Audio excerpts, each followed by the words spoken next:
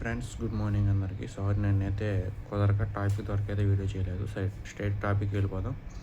ఈరోజు లాలా లజపతి రాయ్ అంటే మీరు ట్రిమ్యూట్ చూసే ఉంటారు. లాల్ బాల్ పాల్ చిన్నప్పుడు మాకు మామూలు ఎక్కువ దేశభక్తి ఆటలు చదివించేవాళ్ళు. లాల్ పాల్ అండ్ మీన్స్ లాల్ బహదూర్ శాస్త్రి, బిపిన్ చంద్రపాల్, లాలా లజపతి రాయ్ అనమాట. సో ఈయన త్రిమీటివ్లో ఒకడనమాట. ఈయన రెవల్యూషనరీ అండ్ పంజాబ్ కేసరి అని కూడా అంటారు అనమాట. ఈయన్ని మామూలుగా మనకి సర్దార్ వల్లభాయ్ పటేల్ ఎలాగో ఈయన లాలా లజపతి రాయ్ అలా అనమాట, రెవల్యూషనరీ. అండ్ ఈయన చాలా బుక్ కూడా రాశారు.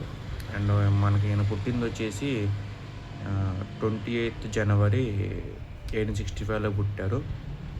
అంటే ఇప్పుడు 161 years అయింది. జోహార్ సార్, అమర్ రహే, సెల్యూట్, జై హింద్. అండ్ చనిపోయింది వచ్చేసి 1928 చనిపోయారు. లాహోర్లో చనిపోయారు, ప్రజెంట్ పాకిస్తాన్లో చనిపోయారు అనమాట. పుట్టింది వచ్చేసి దూదికి ఉంది, అది ఊరి పేరు కూడా తిరగట్లేదు నాకు, అక్కడ పుట్టారు అనమాట.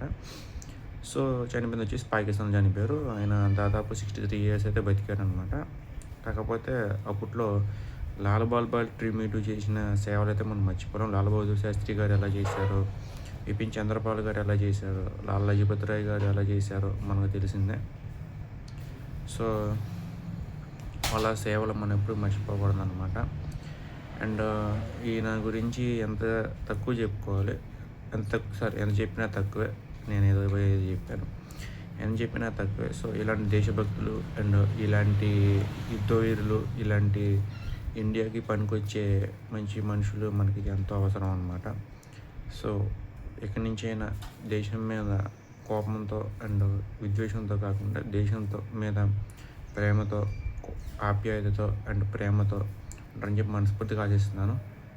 మనకి ఉన్న మైనస్ పాయింట్ ఒకటే ఇండియాకి కానీ మన వేరే స్టేట్స్కి కానీ ఏంటంటే, మనము బయట వాళ్ళని నమ్మినంత ఈజీగా, అంటే లైక్ మనకు హాని చేసే వాళ్ళని, చెడు చేసే వాళ్ళని నమ్మినంత ఈజీగా మన మంచి చేసే వాళ్ళని నమ్మం అనమాట. అదే మనకున్న మైనస్ పాయింట్, అదే మన వీక్ పాయింట్ కూడా. దాన్నే కొడుతున్నారు అందరూ. అది ఎవరైతే మన దేశాన్ని మనం నాశనం చేయాలనుకుంటారో వాళ్ళు దాన్నే కొడుతున్నారు. కొంచెం దాన్ని సరిదిద్దుకుంటారని చెప్పి మనస్ఫూర్తిగా ఆశిస్తున్నాను. Thank you so much. And ఇలాంటి ఎంతో మంది మహనీయులు మనకి కష్టపడబట్టే మనకైతే స్వతంత్రం వచ్చింది.